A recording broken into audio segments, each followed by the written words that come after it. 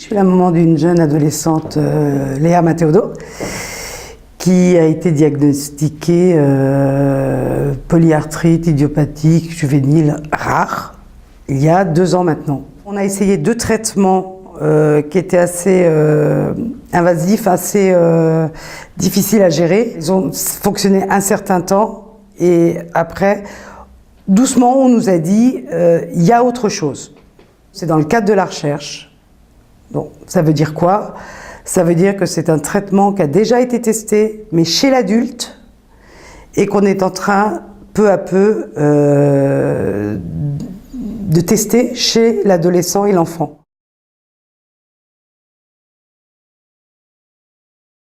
Se dire que c'est dangereux, oui, ça a été ma première réaction en tant que maman, oui. Mais en même temps, c'était stupide parce que des médecins ne sont pas là pour vous proposer quelque chose de dangereux.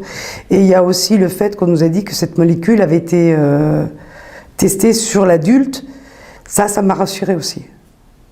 Le temps était un peu compté puisqu'il y avait d'autres candidats qui auraient pu prendre la place de Léa. Mais j'ai pas eu trop de choix à faire puisque ma fille a décidé de rentrer dans ce programme de recherche. On en a parlé, mais elle m'a dit « Maman, je souffre trop, je vais essayer. » J'ai déjà essayé 2 choses qui devaient être efficaces, qui ne le sont pas aujourd'hui par rapport à moi, je veux essayer la 3e. Si on m'avait dit que c'était une nouvelle molécule, que personne ne l'avait testée, etc., mais qu'on pense que des résultats sont à attendre de ce produit, la décision elle aurait été plus longue à prendre, je pense. On nous dit quand même si c'est un programme d'essai et de recherche, que ça a déjà marché.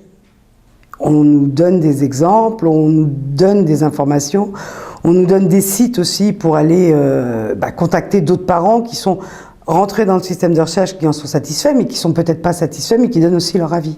On n'est pas laissé à l'abandon comme ça avec cette idée, vous la prenez, vous faites ce que vous voulez avec. On n'a pas vraiment eu de ça on verra plus tard, ah ben ça on ne sait pas encore, ça on verra plus tard. Non, on nous a bien expliqué. Et puis, je vous dis, le côté vraiment très, très, très positif, c'est réponse à toute question.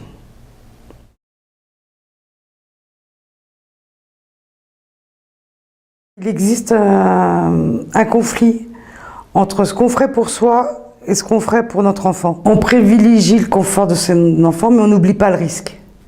On ne l'oublie jamais.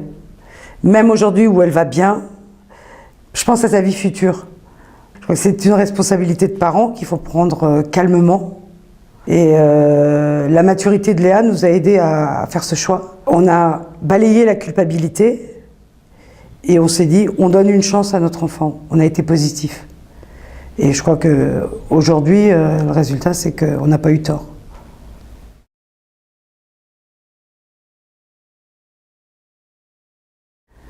Soyez sûr des personnes à qui vous vous adressez.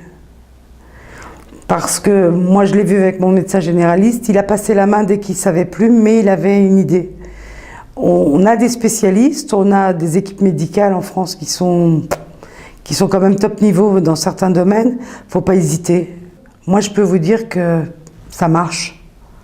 Ça marche, mais faut y aller franco, il faut poser toutes les questions, il ne faut pas hésiter. Restez pas dans votre coin. Je pense que je fais aussi cette chose pour les autres, parce que j'aurais aimé que des personnes qui me sont chères ne soient pas parties trop tôt, parce qu'on ne savait pas guérir. Et que certaines pathologies, 10 ans après, on sait les guérir grâce à la recherche. Et que 10 ans en arrière, il n'y avait pas assez de personnes pour dire « bon, je veux bien essayer, de toute façon, je suis foutu ». Et j'aurais peut-être encore à côté de moi des personnes que j'aimais beaucoup. Mais il n'y avait pas de recherche. Donc oui, je recommencerai pareil. Dans un autre domaine, pour moi, pour mes enfants, je recommencerai.